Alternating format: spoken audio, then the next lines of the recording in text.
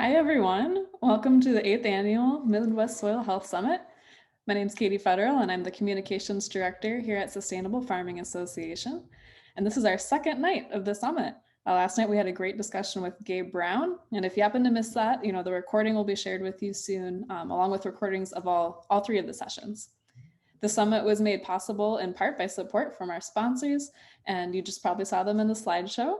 But thank you to the Minnesota Agricultural Water Quality Certification Program, North Central Region SARE, the Ag Marketing and Development Division of Minnesota Department of Agriculture, and Minnesota Grown, Compeer Financial, Minnesota Farmers Union, Albert Lee Seed, and Applied Ecological Services. We really appreciate all of their support. It's allowed us to bring in these great speakers and make the summit more accessible to more growers here in Minnesota. And delightfully, we have some people joining us from across the country as well. One note of housekeeping, if you can see the chat and the Q&A function at the bottom of the screen there, please put all of your questions into the question and answer spot. And feel free to use the chat though and make comments and talk with other folks, but it'll be easier for us to see your questions if they're in the Q&A.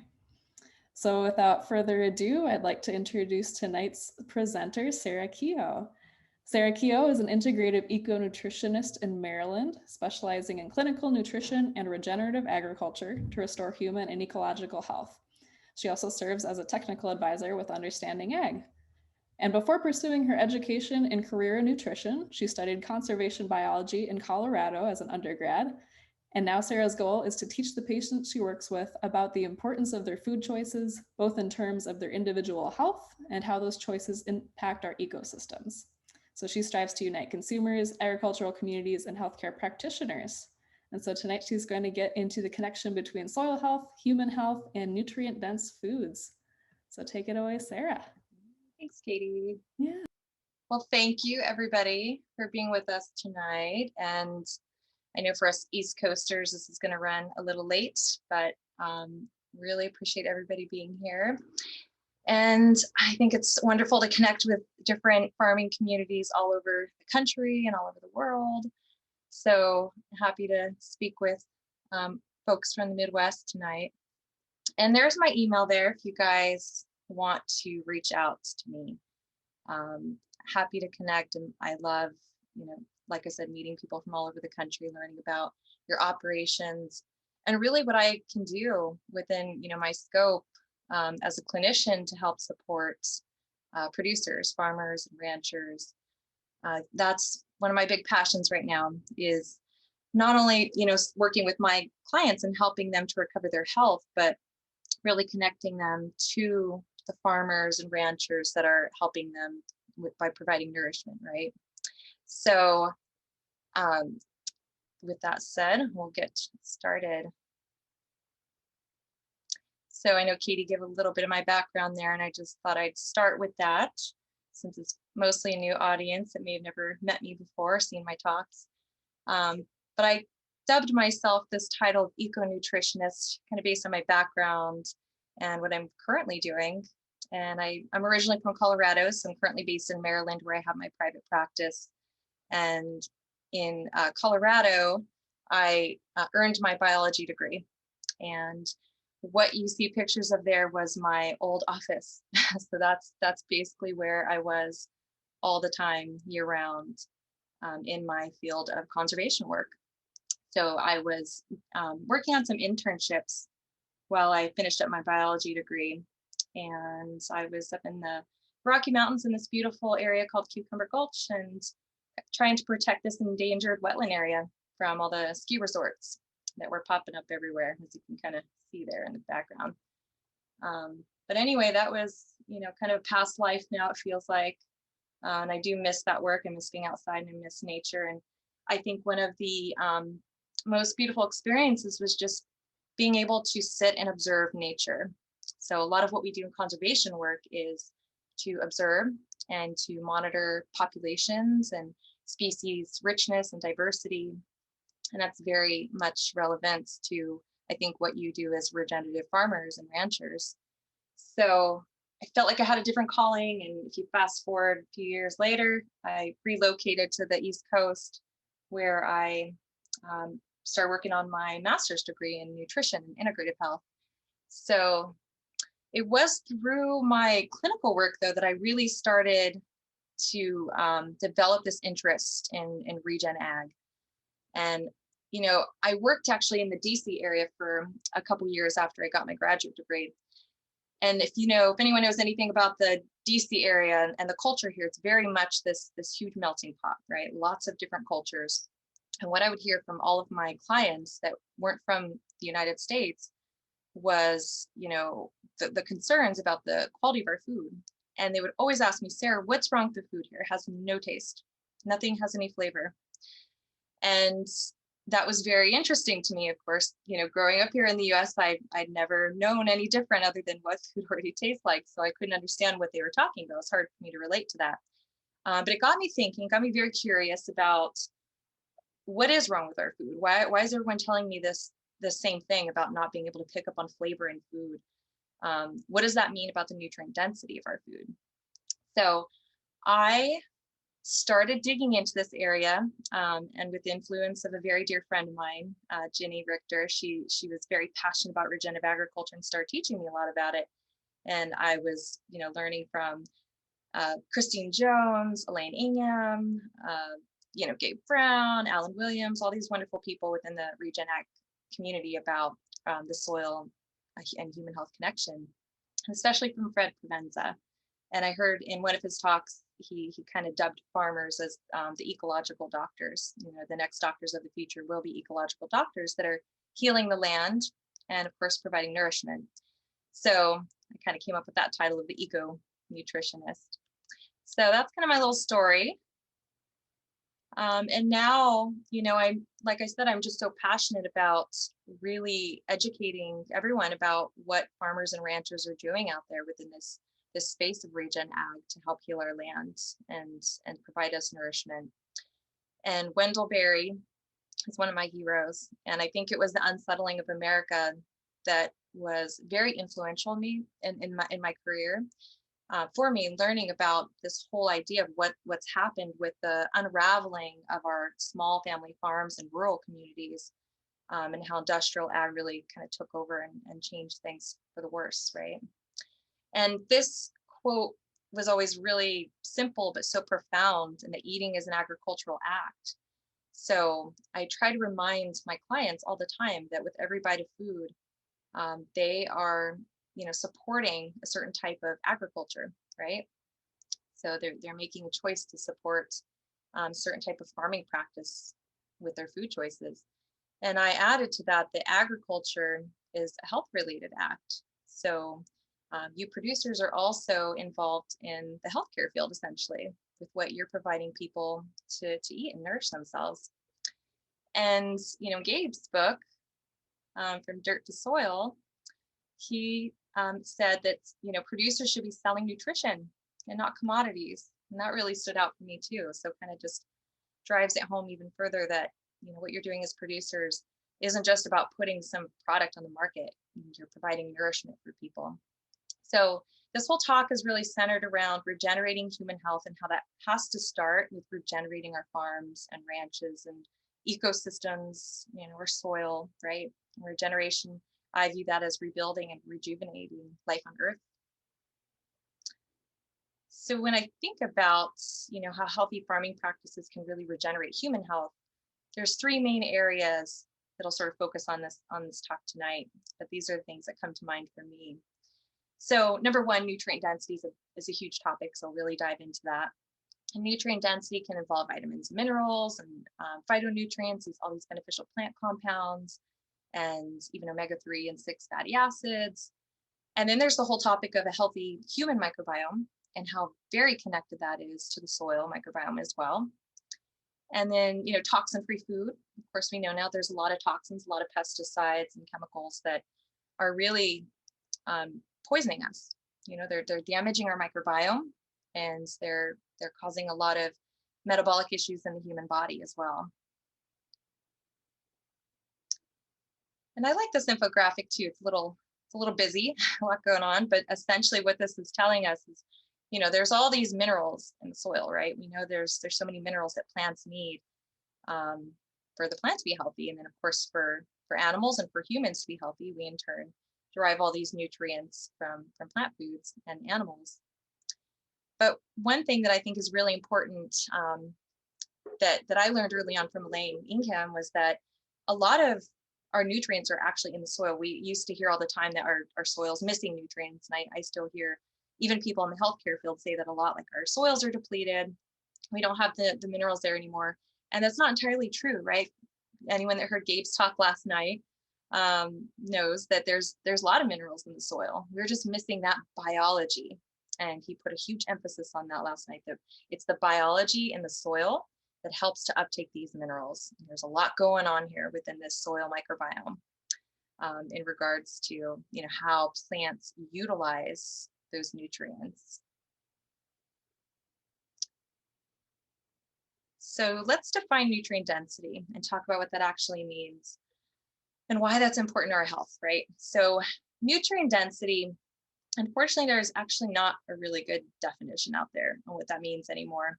And I'll explain that a little bit more in a second when we talk about how nutritional science is very reductionistic, and that we're only looking at certain nutrients, and there's a lot more we really need to be evaluating in our food. But nutrient density is classically defined as the concentration of nutrients per calorie of food.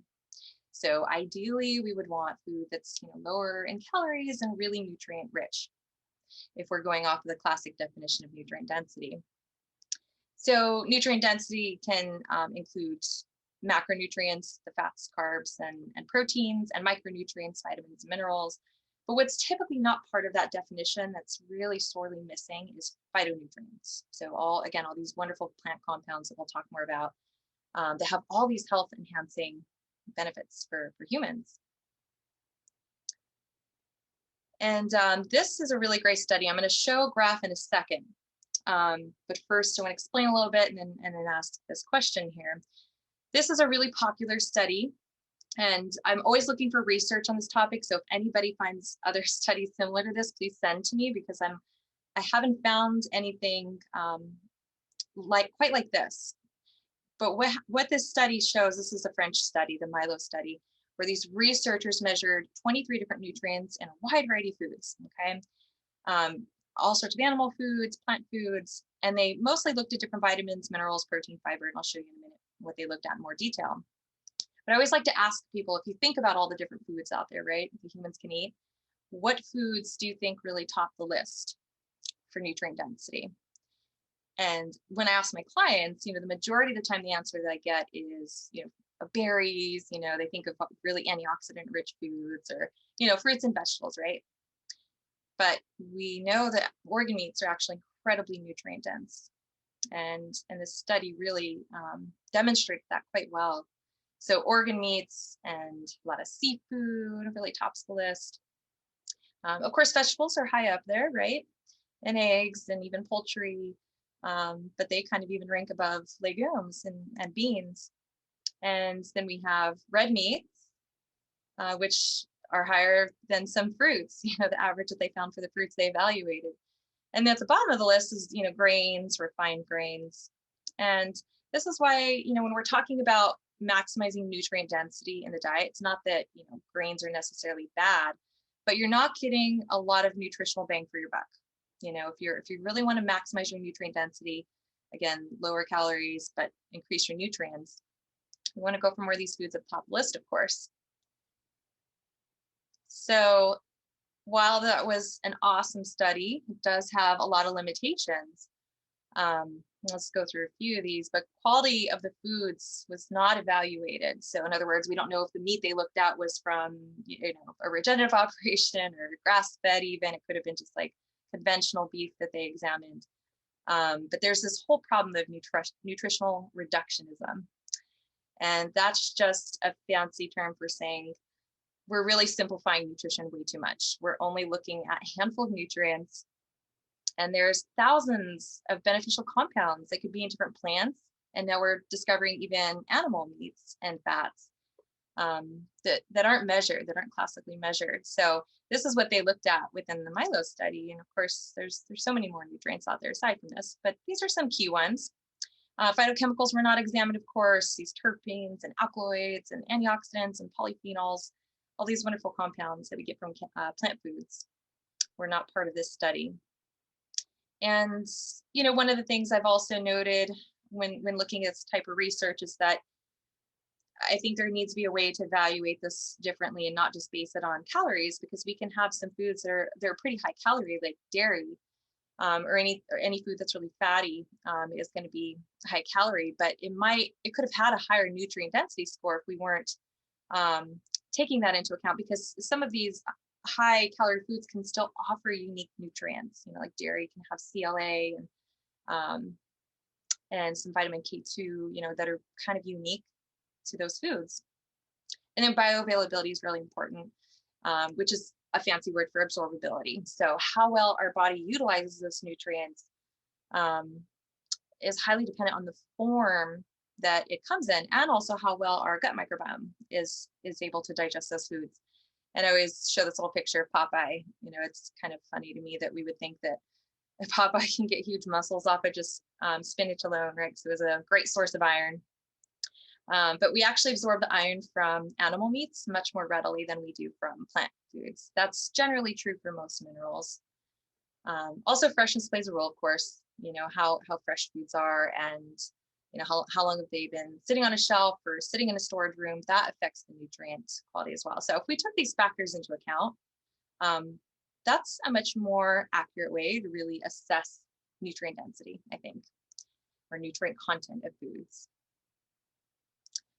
And this was an awesome study that a friend just sent to me today. Thank you, Stephen. This study was looking at nutritional gaps among children throughout South Asian countries. And what really caught my eye in particular, though, was this little graph here, where basically they were trying to show how nutrient dense certain foods were. So what this is showing you is the portion size needed to achieve an average about a third of the requirements for iron, vitamin A, zinc, folate, B12, and calcium. And so what you're seeing here is that 1 gram of ruminant liver, or 3 grams of chicken liver, or even just 28 grams of ruminant meats is, it's going to give you a lot of nutrients compared to the higher quantities you would need for other foods, certain other foods. And then there's the topic of phytonutrients richness, or phytochemical richness, that I keep referring to.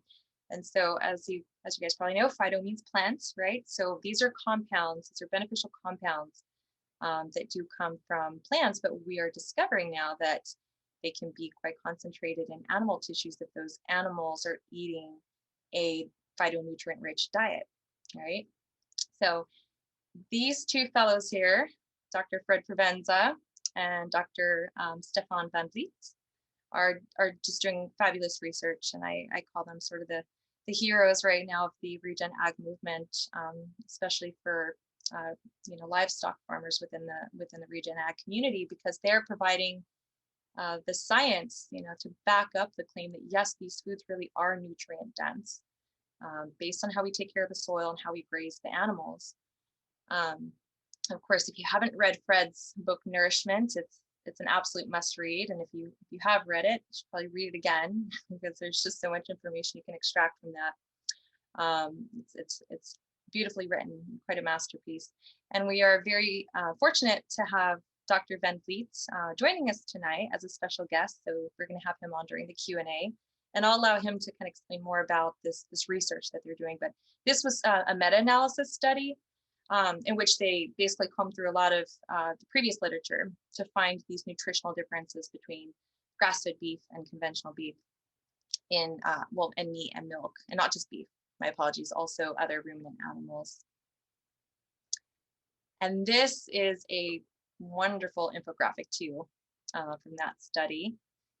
And it's really quite simple when you think about it. Obviously, putting it into practice, if you're a rancher, if you're a farmer, is not as easily said. But this is basically, look, if you have an animal who's not eating a phytochemically rich diet and mostly eating grain or concentrates, they are not going to have that phytochemical richness in the end product, right? In their meat and their milk.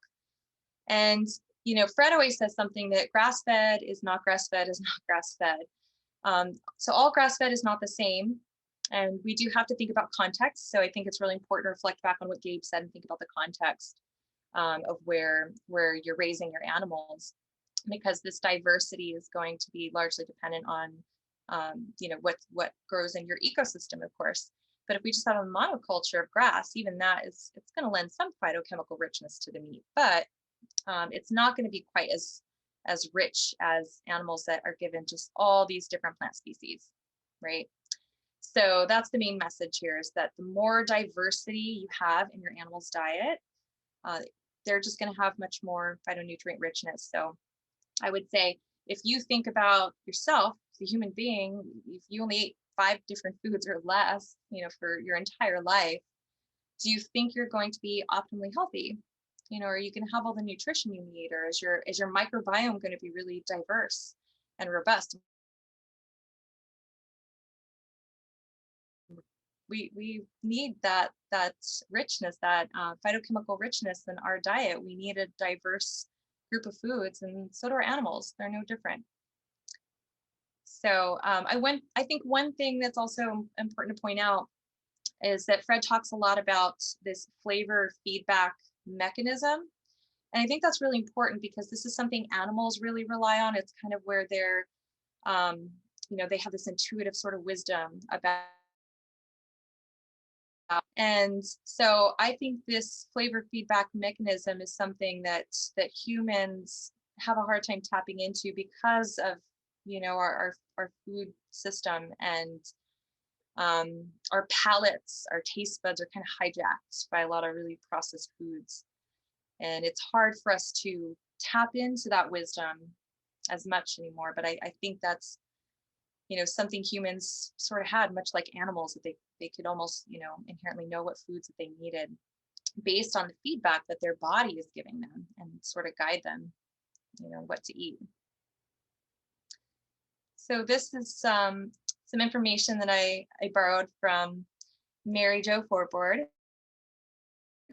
and just a nice little summary on the nutritional differences between grass-fed beef versus conventional beef. So there's definitely some research out there, some evidence to show it's richer in antioxidants, much higher in certain vitamins and minerals. Conjugated linoleic acid, CLA, is something that doesn't get talked about a lot, but this is a compound that does have some beneficial effects for protecting us against cancer, and even has these thermogenic effects to help support weight loss, fat burning, but definitely an improved omega-3 and 6 fatty acid profile. So we definitely see some nutritional differences there. Of course, it also, there's seasonality that plays a role in this too, based on how animals are grazing, what they're grazing on in certain environments. And then grass-fed dairy versus conventional dairy. Again, some information from Mary Jo. We clearly see a lot of differences, and a lot of this is actually summarized too in Fred and Stephan's recent paper. And one thing I think that's also important to point out is it's not just these nutritional differences that we see between grass-fed and conventional beef, but also feedlot beef and other animals, of course, right? If they're being fed from a feedlot, there is this contamination of the food.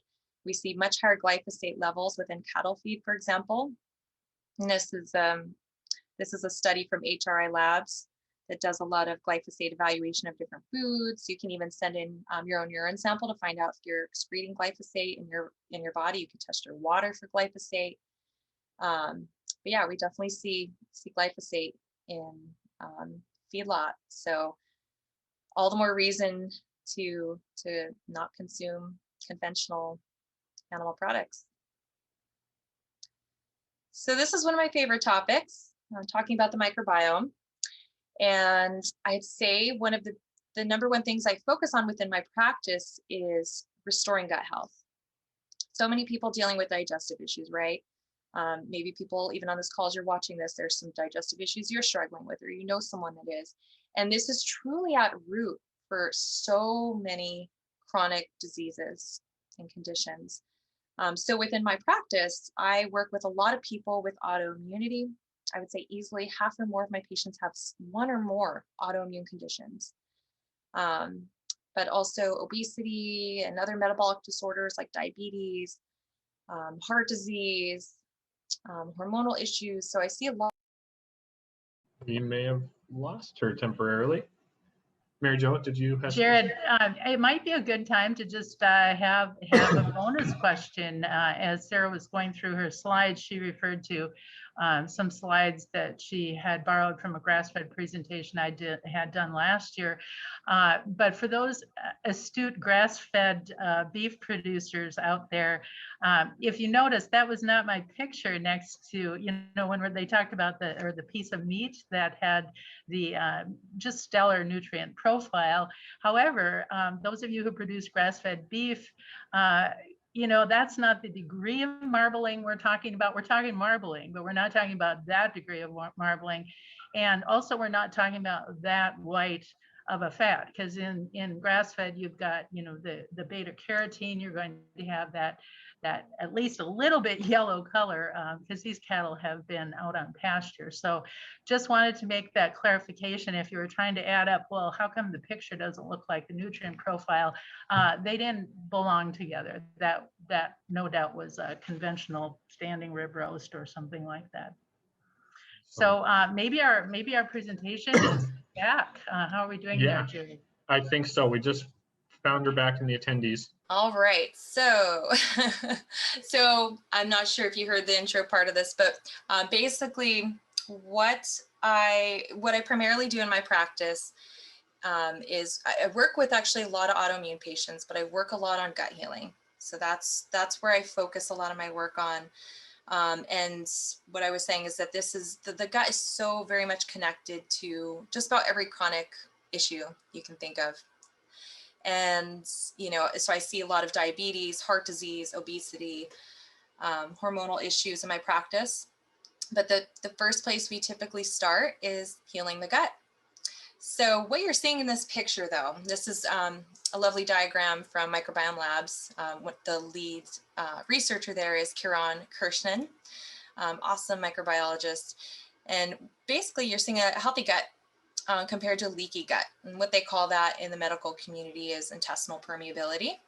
So within a healthy gut, you know, we have this lining where it's intact and strong and healthy, and this is only one cell layer thick.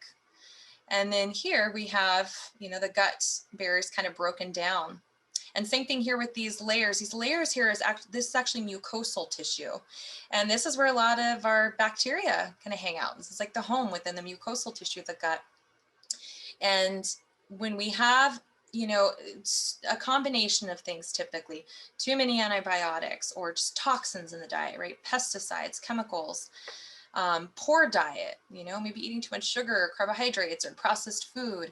This all contributes to this degradation of these mucosal tissues. They're broken down, and then you have this gut lining that's inflamed and then breaks down, and it starts letting in a lot of the bad guys. Got some pathogens that can enter the system, food particles that start setting off immune system reactions. So you get this inflammation going on. So it's really important, again, to kind of work on healing the gut as a foundation to our health. And I always encourage people to think of this as, you know, your little inner ecosystem, and diversity is extremely important. So this was an awesome little study that I just discovered too, and I loved the infographics here. Couple little things I disagree with, and we'll talk about that, but it's called Healthy Soils for Healthy Plants for Healthy Humans. And overall, very well written, really great article. What I like are these little parallels between what's happening within the soil, with the rhizosphere, with the plant's root system, and what's happening with the gut microbiome. So if you look here at this little diagram, might be kind of hard to see, but you know, you have the layers within the roots, and this is like what's happening within the rhizosphere. And there's all this interaction going on between the bacteria, you know, the fungi, and the root exudates, and there's this communication, right? There's all this communication, and it's these bacteria and fungi that help uptake nutrients for the plant, right? And that's not dissimilar at all to what's happening in the gut microbiome. So there's actually these microbes help to manufacture certain nutrients for us, and they help to take up certain nutrients as well. And they keep our immune system really strong and healthy. So, really interesting parallels there. So highly recommend everyone look up that article and read that. But this was another great infographic. And essentially on the left, you have a display of fragile health. This is good health. And, clearly with fragile health, that's, if we're eating a lot of foods that come from conventional agriculture where there's a lot of herbicides and fertilizers and other pesticides. We have a fragile plant microbiome. We have a poor soil microbiome. And in turn, we're going to have a fragile gut microbiome, right? And then, of course, the converse is true. If we have healthy, robust biome within the soil, that's going to lead to a healthy microbiome for us. The small disagreement I have is right here. Below the healthy food, they said low meat, and conventional food, if it's rich in meat, then that equals fragile health, which I strongly disagree with that. And like I said, the research that's coming out from Fred and Stephan, and even research prior to that, shows us that it's not necessarily a diet high in meat that leads to all these health conditions. And I'm going to show you some case studies towards the end with patients, real patients that I've worked with, how they've improved their inflammation markers, their cholesterol, their metabolic health when they actually add more meat to their diet, and better quality meat. So it's not to pick on this author by any means. I think it was an awesome paper. But it's just also a really good example of someone can be so very knowledgeable within these different realms of the soil microbiome health and, human health. But there's still this just misconception about meat, really big misconceptions about meat and its role in a healthy diet. And so just for the sake of time, I'm going to kind of zoom through a few of these slides. But essentially, this paper was looking at microbiome diversity.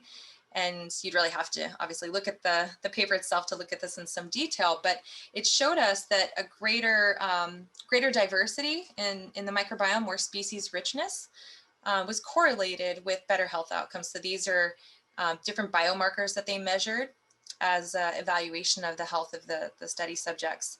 So we just keep seeing this in multiple studies over and over again, that the more diversity we have in the gut, we know that that tends to be correlated with better health. In this particular study, it was a really big study. They actually looked at 3,400 individuals' gut microbiota and about 150 different biomarkers of health. So it was really fascinating.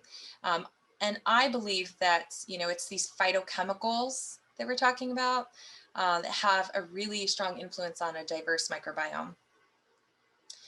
So, I asked this question, can phytonutrients in meat and eggs and dairy really influence gut diversity? And we're seeing research that, yes, it can. We're not seeing, I guess, a lot of research yet on meat and how that impacts gut diversity. But it stands to reason that if we have meat that's really rich in phytonutrients, then sure, that could probably affect our healthy gut. But I think these are a couple recent studies from the journal Food and Function, some little infographics that I put in here from those studies. What they're essentially showing, this is a mini diagram of that, kind of like that gut lining picture that I showed you previously. We know that the polyphenols can help with leaky gut to protect that gut lining. Those antioxidants are really important, those polyphenol compounds, but they also can nourish, some of the bacteria there, which is really interesting. So there's all these really complex interactions happening, but polyphenols can impact the composition of the gut microbiota, which are independently associated with health benefits, and gut bacteria metabolize polyphenols into bioactive compounds that produce clinical benefits. So interesting statement there. So there's a lot of nutrients that we need for healthy digestion. I mean, we hear a lot about probiotics and fermented foods, and I definitely utilize a lot of those in my practice as well. Also working on restoring upper GI function, making sure people have good hydrochloric acid production. Is your bile flow good? Are you breaking down your fats well? Is your pancreas functioning well? Are you producing enough enzymes to also properly break down your food? But if we're missing key nutrients within within our body, and we don't have these nutrients to heal that gut lining, that is also a problem. So I use micronutrient testing in my practice as well to evaluate that. And I see these correlations over and over again, especially some of these key nutrients here. But even vitamin D plays a critically important role in gut healing, but a lot of these minerals as well. But those three key nutrients, if I go back, you'll see that it talks about decreasing intestinal permeability. They all play a strong role. These three right here play a really strong role in healing that gut lining. And when you look at some of the food sources for those, look at glutamine, and I have these listed from highest to lowest as far as what's most dense in that nutrient. So bone broth, whey protein, dairy, beef, chicken are going to be highest in glutamine, that amino acid for the gut. Vitamin A, zinc, vitamin A, liver is just the king of vitamin A. You're not going to find anything else that has more vitamin A. Certainly not in the plant kingdom, which has beta carotene, totally different type of, different version of vitamin A. Vitamin A in its retinol form is very rich in the liver. Zinc, get from oysters, liver, beef. So again, just kind of demonstrating that powerful role of animal foods in our diet, especially to heal the gut. So again, I'm going to try to quickly go through this just for the sake of time. But omega-3s and 6s get talked about a lot. So I wanted to just cover that and let you know in a nutshell, we need omega-6s, we need omega-3s. Our bodies cannot manufacture what we call essential fatty acids. These essential fatty acids we have to derive from the diet. And omega-6s get villainized way too much. They're not all bad. We actually need some omega-6s, but we need them in balance with omega-3s. So if we were all in a perfect world, we would have a 1-to-1 ratio, okay? And I do a lot of omega-3 and 6 testing in my practice, and I don't think I've ever seen a 1-to-1 ratio, to be honest. And so basically, if I can get people down to like a 2-to-1 ratio, 3-to-1, that's pretty good. But the problem is most Americans have way too many omega-6s and not nearly enough omega-3s. And this really does turn on these inflammatory processes that promote inflammation, pain, blood clotting, all that sort of stuff. So there's this balance that we need with most things. It's usually not this thing's good or this thing's bad. This is just a sample of some omega reports. So this is someone, with low inflammation status. They have a really high level of omega-3s. And this is someone who had, high blood pressure, tons of inflammation. And I wasn't surprised at all to see that they, have really, really bad omega-3 to 6 ratio. This was 8-to-1. This is arachidonic acid to EPA ratio, which is a specific type of omega-6, and the EPA is a specific type of omega-3. You usually don't want to see that more than 5-to-1. This person was almost 55-to-1. So again, just tons of inflammation. So back to some of the research though on the omega-3 profile in different animal products. In previous presentations, I have a slide for chicken, for pork, and grass-fed beef, and they're all small studies, but we see the same trend in each of them, that when we really look at the omega-3 and 6 content within grass-fed beef versus concentrate or CAFO beef, we see a dramatic difference. I'm going to go through this real quickly here, but what I want to point out is that we see an increase in the total omega-3s in grass-fed beef versus conventional beef. And this was a study from the British Journal of Nutrition. It's a 2-part study, and I'll talk about that second part in a little bit. But this first part was just evaluating those differences between grass-fed beef and CAFO beef. And what I want to draw your attention to is that blue line where you see the ratios. So this was like a 2-to-1 ratio of omega-6 to 3, so really good. Whereas the CAFO beef was a little 8-to-1 ratio. Second part of that study was really fascinating because what they did was they had human study subjects. They had 18 people on just grass-fed beef for 4 weeks, and they had about 20 people on CAFO beef, okay, for 4 weeks. And they measured their omega-3s at baseline, and then after 4 weeks, they made sure that they didn't eat any fish, and they did not take fish oil, okay? So they did control for that. And what we saw that was the grass-fed group had a 30% improvement in their omega-6 to 3 ratio, whereas the the study subjects eating the CAFO beef actually had a 50% worse ratio. So I thought that was really fascinating. So here's one case study. This was a 44-year-old female with a condition called Sibo, small intestinal bacterial overgrowth. Very, very common condition, unfortunately. It's basically IBS, if you've heard of that before, irritable bowel syndrome. She also has celiac disease. And what I found particularly interesting about her was that when I first tested her, I usually test everyone at baseline when they first come into the practice, and then I like to retest in a few months to see how things are improving. And she had a really high omega-3 status. Usually I like to see this total omega-3 number anywhere between 8 and 12. So this is just the total omega-3s that they're looking at within the red blood cell membrane, and not looking at the ratios of omega-6 to 3. Okay, total was great. And I asked her, what kind of fish oil are you taking, or how often do you eat fish? And it turned out she wasn't really eating any fish. She said very infrequently, like maybe sushi once a week. It was not taking any fish oil. So sushi once a week would not really give you levels this high. Usually people have to consume fish several times a week to have this type of total omega-3, this elevated. But it turned out her diet was really high in meat. She was kind of on a carnivore diet to help with some of her digestive issues. So was eating lots and lots of meat. So, I could only conclude that the meat was what contributed to that number being so high.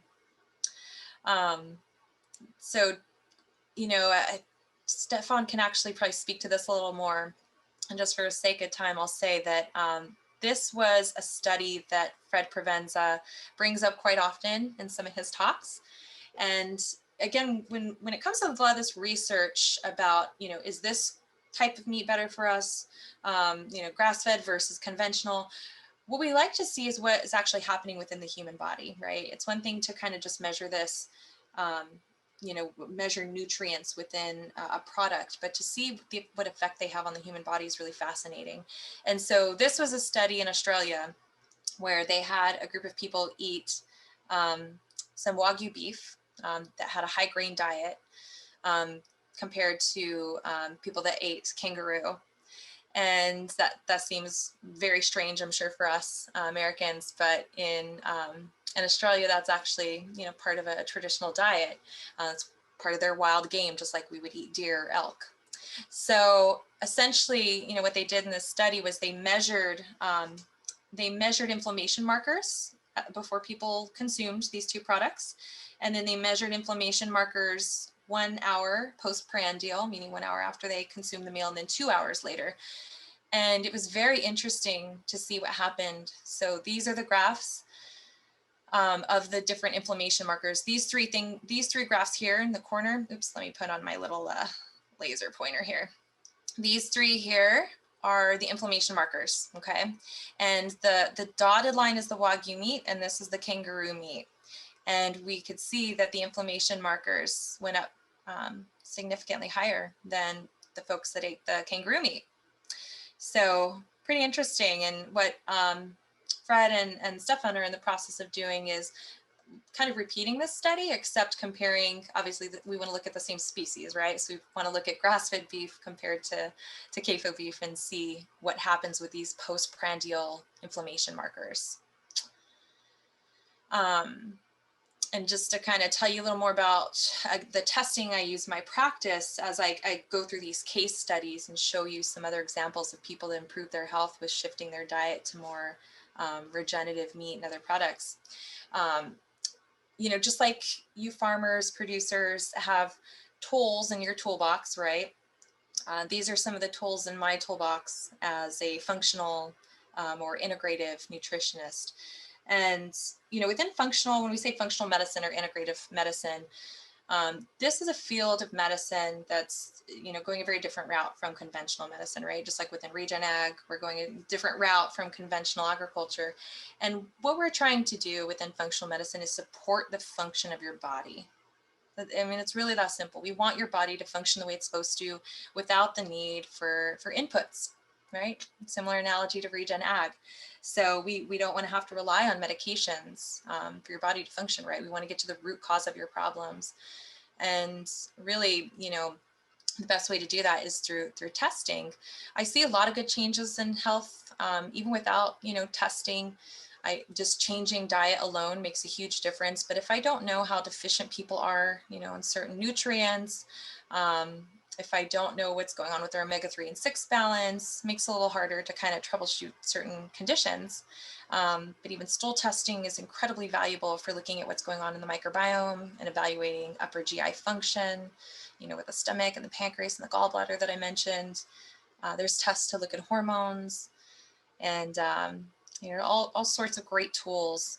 Food sensitivity testing can be really important too for people with gut issues and immune system reactions, especially autoimmune patients. And with food sensitivity testing, I always try to take the approach of, you know, these are foods you might be sensitive to now, but if we can restore your gut microbiome, if we can really heal the gut, you might be able to tolerate some of these foods better down the road. So all these wonderful tools really help guide me in supporting my patients. And at the end of the day, the number one thing that I want to hear is that they're feeling better. You know, regardless of what the tests say, I want to know that they are seeing improvement in their symptoms. That's the most important thing for me, right? So this is another great case study. 47-year-old male, pre-diabetes, high cholesterol, you know, pretty lean guy. Diabetes is often correlated with obesity, but not always. I see lean people with diabetes as well. And sometimes that is a result of nutrient deficiencies, you know, zinc and magnesium, chromium, extremely important mineral for diabetes, for insulin resistance. So I did do micronutrient test on him, which I don't have here, but what I thought was really compelling was to look at his cholesterol panel. So these are the dietary interventions, first off, that we used. I started working with him March of 2019. And, you know, I started by changing his diet to increase more pasture-raised meats in his diet, got him off his McDonald's meals. He used to eat Happy Meals at McDonald's. And sort of his justification behind that was, well, you know, it's at least I'm not eating, you know, the Big Mac or, you know, something, you know, full-size burger.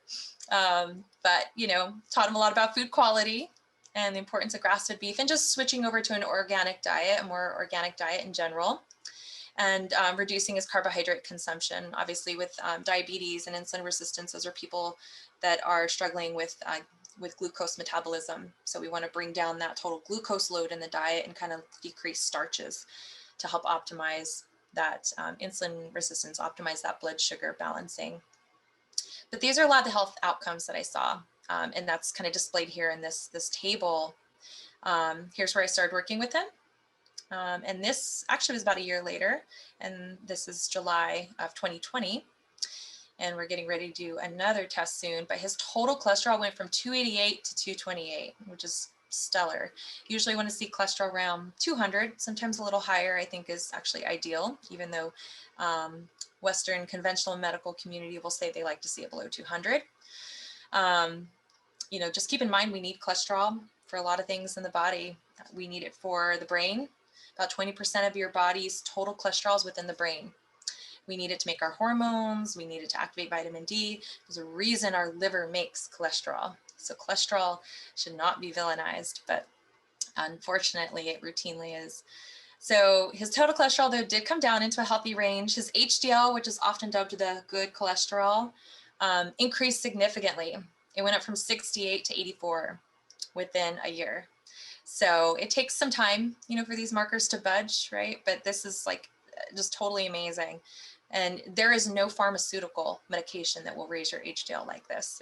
There's nothing that can do that. There's pharmaceuticals to lower your cholesterol if it's too high, but nothing that can boost your HDL like this.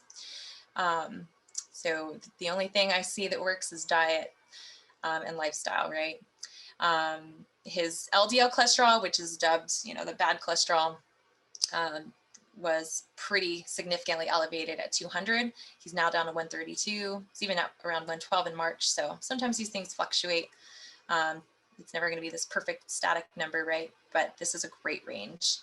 And there's something called a cholesterol to HDL ratio, where essentially, if we just take your total cholesterol divided by your HDL number, we like to see that number below 3. And so he was at 4.2 to start, and now he's at 2.53, which is absolutely amazing. So it's just So, I mean, I was just stunned actually to see this kind of results, because again, it's usually anything that's that would do that would lower your cholesterol and optimize that ratio would require, you know, a little bit of a pharmaceutical medication. So it was really impressive to see that he got those results, like just dropping his total cholesterol and lowering the LDL to that degree. So the health outcomes, again, cholesterol's balanced. We saw even a decrease in his triglycerides. And again, I want to know what's improving with symptoms. That's the most important thing to me. And decrease in inflammation and joint pain was what he reported actually almost immediately within changing his diet. Within that first month, he felt so much better. His pain and inflammation improved, greatly improved body comp, and reduced his diabetes markers as well. This is just the same case study from July 2019 to July 2020. This is a vascular inflammation panel. So of course, this is very important when we're thinking about things like heart disease and stroke. You know, of course, inflammation markers within the vascular tissue affects the entire body. But all of his inflammation markers came down. Some of them were already in range, but even the ones that were in range came down even lower. So really, really remarkable changes. And this is a measure of his diabetes. So we can look at fasting glucose levels, which is how high your blood sugar is first thing in the morning. But there's also another marker called A1C. And that tells us, it's kind of like a more long-term marker of your glucose. And typically we don't want to see that above, really, I don't like to see that much above 5.4, 5.5. Still slightly elevated, but he's down from where he was at 6. So that seems to all be going in the right direction as well. Body comp, some huge improvements there. So the key things to point out were that his body fat percentage went down from 21% body fat to 10%. That was actually within about 6 months. So from May to 2019, November 2019. And I want to point out, this is actually without exercise. He didn't change anything with his exercise routine. This was just strictly with diet. And at this point, his supplementation was also very minimal. I didn't have him on very many nutrients that I remember, just maybe some vitamin D.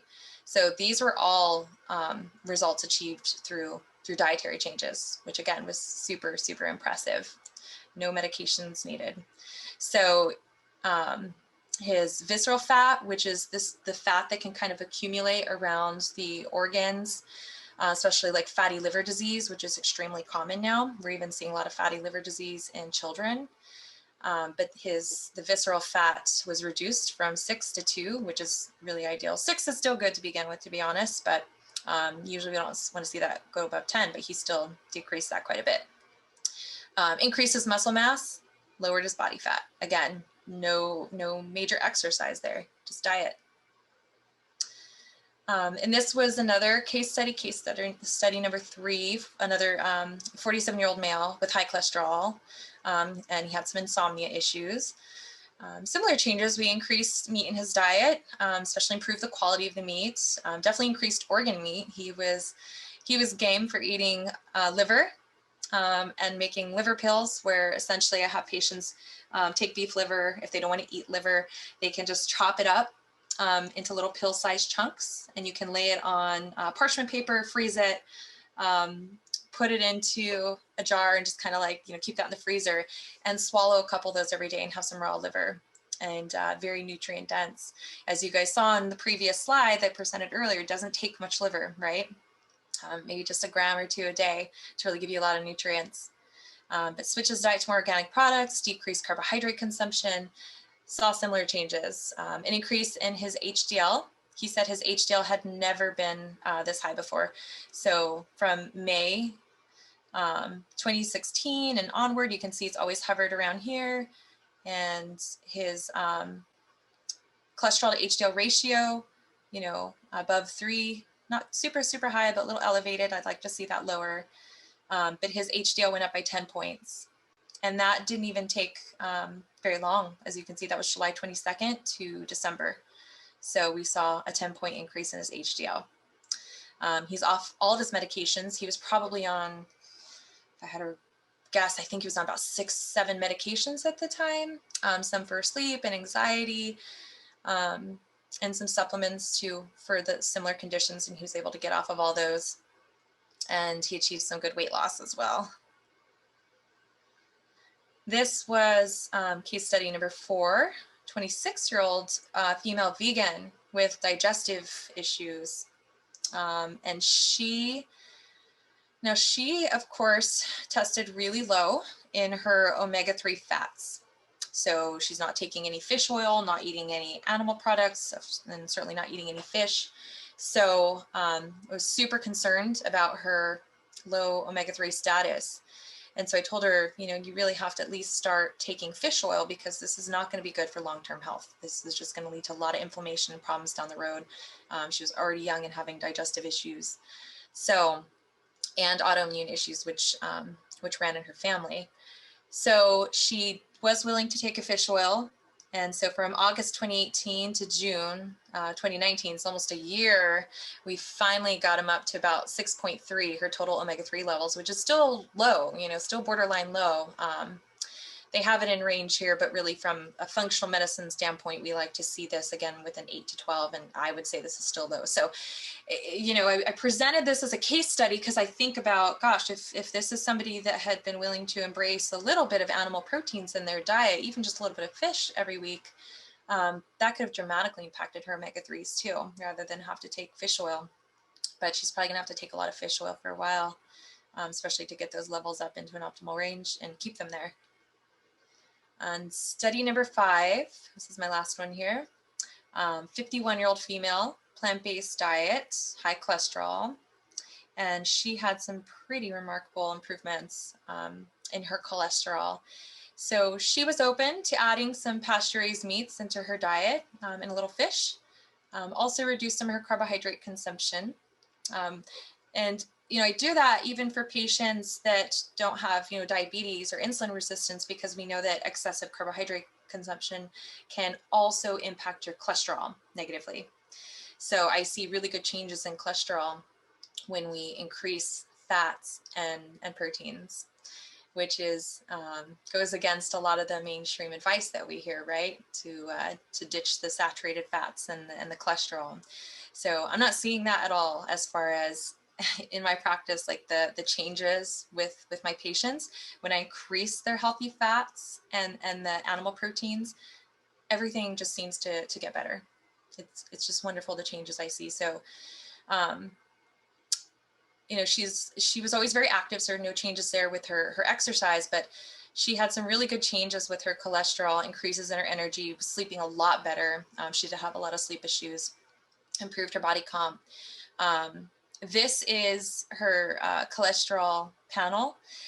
One thing that sometimes is a little concerning for people is that they see their cholesterol go up a little bit when they do increase fats in their diet.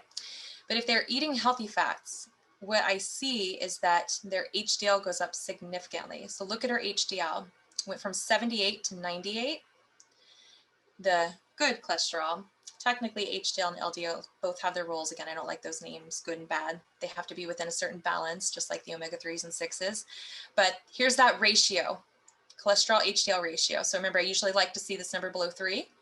She got that down to 2.96, despite that her total cholesterol went up.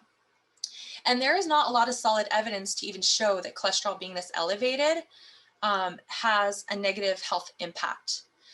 What's more influential in determining whether that has a negative impact is whether or not that person has elevated inflammation markers and how their HDL and LDL look. So this ratio is extremely important. It's the first thing I look at with cholesterol, rather than getting hung up on these absolute numbers and like, oh my God, your total's over 200, because most doctors would see this and want to put this person on a statin medication. But if we can just increase that HDL and get the LDL to come down, which her LDLs came down, that's a beautiful improvement. So that's it for my case studies, my presentation, and I always love to end with this beautiful quote from Wendell Berry.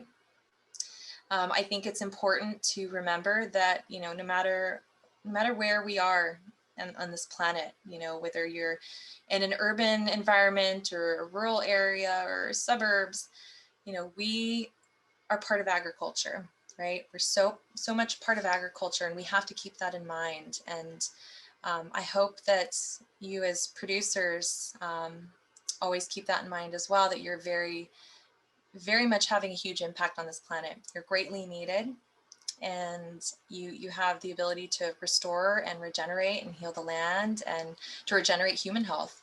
So you have an extremely important role in this planet. And I'm really just thankful to have this opportunity to connect with you all and share this information. And I truly hope it helps you, you know, within your operations. So with that, I guess we can, I don't know if you want me to keep this slide up, Jared, or if we're gonna have our Q&A now. Yeah, I think we're going to move into Q&A. We got some good ones lined up here, but first I want to remind you to do the survey, please, in the chat. I think Jared's going to drop the link in there again, but we would love to get your feedback on the session, and it's not over, so we'll hop over to Q&A. First, I'd like to introduce Mary Jo Forbord. Mary Jo is a Minnesotan. She's the registered dietitian, and she's worked professionally in food and nutrition for over 40 years. She and her husband run Prairie Horizons, which is a 480-acre organic farm near Starbuck, Minnesota. And as Jerry was mentioning just before the session, she is one of the previous executive directors of SFA, so she's been with us for a while. But she's going to start out the Q&A with Sara first. Maybe, Mary Jo, maybe you just want to say a few words to bounce off of Sara's presentation. Well, thank you. Thank you, Sara. Thank you, Katie. Thank you, SFA. It's good to be back sort of home in this way, and SFA, and lots of really thought-provoking material there. The connection between our food and soil and human health was fractured quite a long time ago, and we've spent a lot of time trying to put this all back together. And as our health deteriorates, I really think we need to step up the pace and connect many of these dots. The beautiful quote from Wendell Berry that concluded Sara concluded her presentation with made me think about water. And you know, I'd love to just give a shout out to water, and especially for the most essential nutrient that it is, and that we all share it, and that it makes a big deal of difference what our farming operations are doing in having a quality and adequate water supply. Here in the Midwest, we've got this big artery of water, the Mississippi River Valley, and it tells the story. We can't perhaps read that story yet. We don't have the numbers or the refinements, the testing, the emerging concerns. Our wisdom isn't there yet, but I think just because our wisdom isn't there doesn't mean that we should proceed with some caution, keep our soils covered, keep them alive, keep them you know, not sprayed with toxins. And I also think that we need to unwind the scenario that brought our food to the level of commodities. You know, we see that these production systems are so vastly different in their effects in the ecosystem, their effects in human health. To say that beef is beef, or to say that milk is milk, is simply so far from the truth that we need to hasten to study the differences, because our health and our planet, you know, really the power of food has not been unleashed in the way that we need to start unleashing it. So I'm just so happy to, you know, have these discussions opened. And yeah, Sara, you know, I love the 3 priorities you put forward. You talked about nutrient density, you talked about the microbiome, you talked about reducing toxins. Those are my priorities. I think I'd put reducing toxins number 1. Yeah. Because we won't have a microbiome if we keep accelerating the toxins. Toxins kill things. We need things to live in a diverse system. So if we could move that up to number one, and the microbiome, what a wonderful kind of treasure chest of information to open. And we are really at, just barely cracking it open when we're talking about what's going on in the microbiome inside our gut, or what's going on in the soil microbiome. And, if humans have lost that we are connected to the soil and other life, that's the first thing. Okay, re-examine how we feed ourselves on this planet, or how we think about that, because indeed that's most essential, is to have that understanding that if we don't pay attention to how we are growing our food, and the effluent of how we're growing it is going in the water, and that isn't good for all of us, then that will be, the human race won't survive that. So I think, the turnaround, the connection, it's not rocket science. I do believe that traditional cultures knew this, not in a scientific way. They still know it. There's wisdom there to unpack. I think that the science is one part of it. Feeding ourselves well, feeding animals on grass is an art. The two need to come together. And I'm so happy for SFA to really, continue to open the doors of the discussion. Not a lot of, firm answers in a lot of these cases yet, but I'd like to say to the grass-based farmers that please do pay attention to what's coming down the road. I hear so often, let's say, for instance, finishing grass-fed beef, farmers will say, oh, I just put in a little corn at the end, just to, flush them out, get them a little fat. Okay, that is very detrimental to the fatty acid profile that you have just worked, 2 years. So all of those things make a difference. We've been told it doesn't make a difference. Now we need to, observe, touch, smell, taste, all those other senses that we're good at, and really, believe in some of that intuitive knowledge along with the cutting edge science. And then we really have the power to go forward with a message that has, it's beyond the nutrition label for sure, right? When we're talking about production systems, very, very difficult to study systems in a reductionist way. Very, very hard to study farming systems in any way. We don't really know how to assess. We only know how to break things apart. And when we do that, to study it, we lose the function. So we're really in a quandary with, how to evaluate and compare and contrast different systems. There's a lot to unpack, and Sara did a great job of helping us do that. So thank you. Oh, thank you. Thank you. And I know it's interesting. It's like I guess we need all this science, or some people need all this science to show what common sense already tells us. That we know that traditional ways of farming and taking care of the land and being good stewards of the earth, that's something we should just intuitively know, but that's, gotten lost along the way, with the transformation of our whole agricultural system. And it's sad. And now we have to go, to this whole process of, we need a scientific study to show us that this is healthy. And it's kind of crazy how backwards it is. But it's, Ray Archuleta, when I was out visiting him a couple weeks ago at his farm, he said, we can't even really call it common sense anymore because it's not that common. He said, yeah, sadly, yeah, but yeah. And being a livestock farmer, I just have been reflecting on, the years that I've been a human nutritionist too. And there's so much more known in the scientific realm for animal nutrition. And for a while I puzzled about that, but not for very long, because we definitely know in animal nutrition, we want production and reproduction, but with human nutrition, things are a lot more subtle than that. You're not even sure of, what endpoints you want. You're involved with behavior modification, all these things. So animal nutrition, I thought, was more of an exact science, but it wasn't until we really got into grazing that I realized, well, yeah, science is a part of it, but you really have to understand and react to your individual environment. You're never going to be able to cookie cutter your operation after someone else. And that's true for what's reflected in your nutrient content too.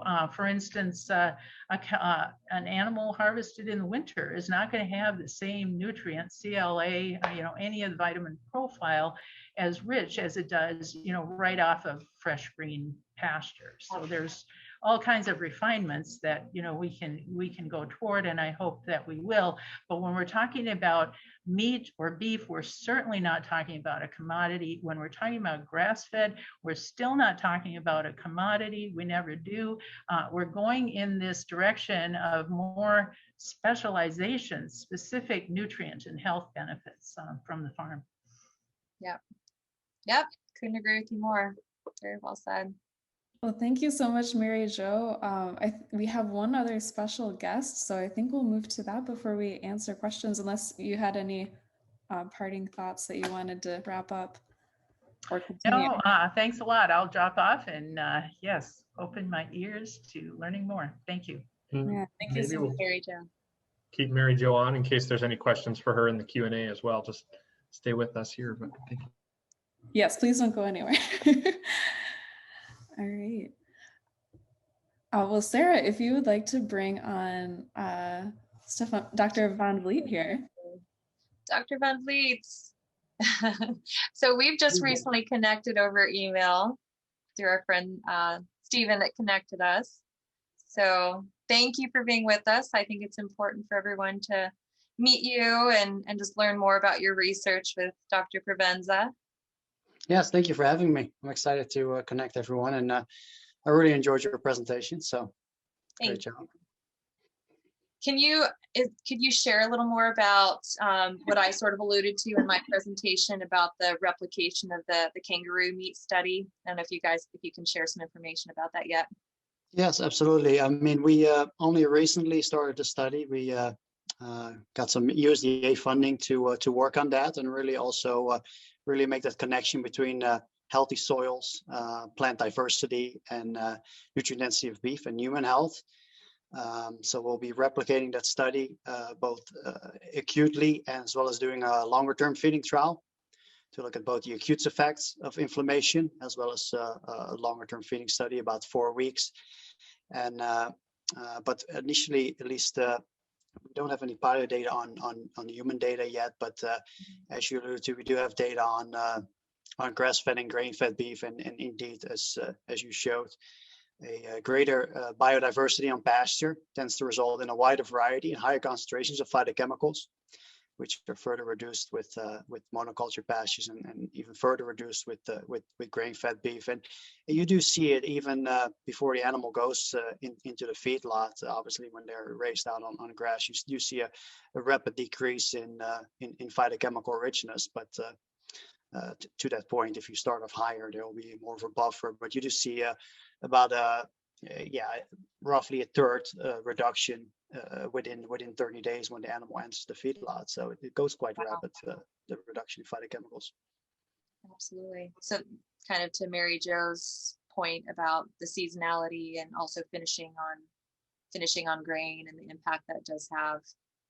And I think, it's just interesting that there's so much research and focus, on the omega-3s and 6 balancing. And it's when I first heard Fred Provenza talk about, the phytochemical richness in meats, I had to rewind and listen. I'm like, did he misspeak there? I mean, phytochemicals in animal products? How does that happen?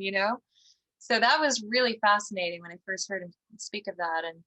And now it's amazing that you guys are doing that research to explore that more, to really prove that, animal protein is more than just protein and fat. Yeah, no, exactly. And there's some also some unique compounds that you're likely to get. And to your point, when I was first started doing this and analyzing the samples, I was also thinking to myself, what are all these plant compounds doing in our meat samples? Maybe some grass slipped into the tubes accidentally, but Wow. no, the grass slipped into the animal, obviously. And yeah, we do see some.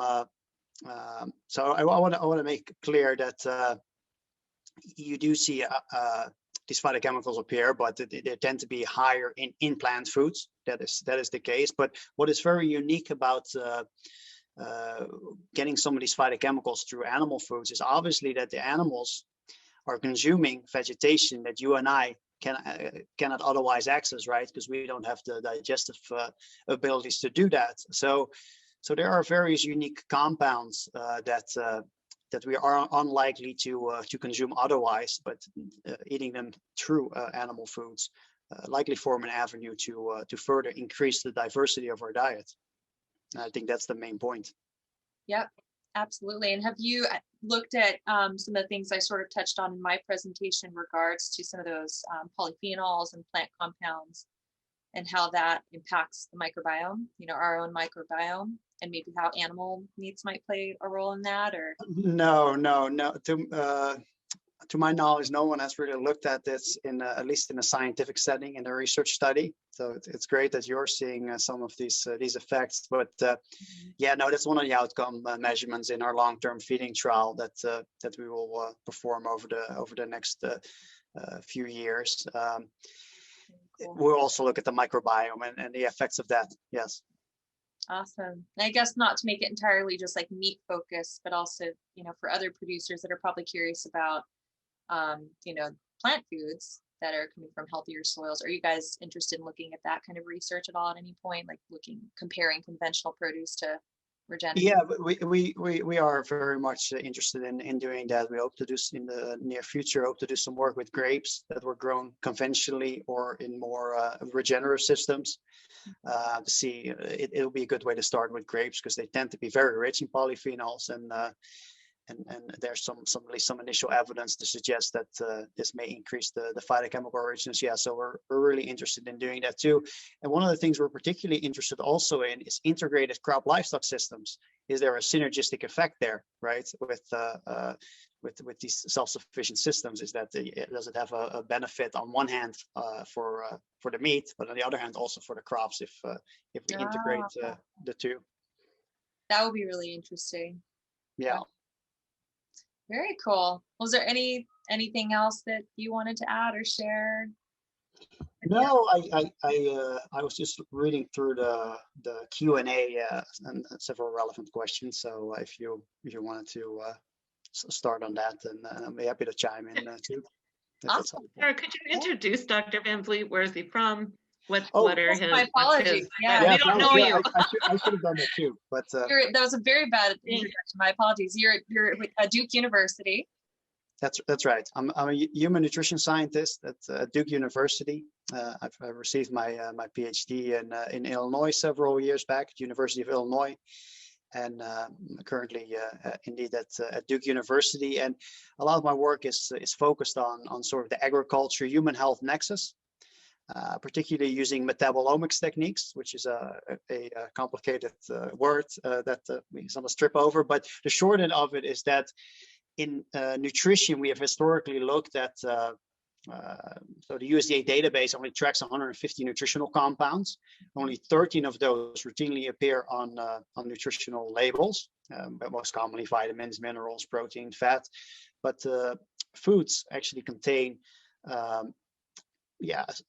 several 10,000s of metabolites that are potentially capable of impacting human health. And as Sarah talked about, we often fall into the trap of nutritional reductionism and dumbing down foods to a few individual constituents. And it's really when we start to look at these expanded pools of phytochemicals and biochemicals and really moving beyond that nutritional reductionism approach is when we found these large differences in grass-fed and grain-fed beef and in milk and potentially also in the future when we look at plant foods. But also other researchers have done that also, and that's really when you sort of go beyond peel back the onion layer, then you see these big differences appear in these secondary metabolites.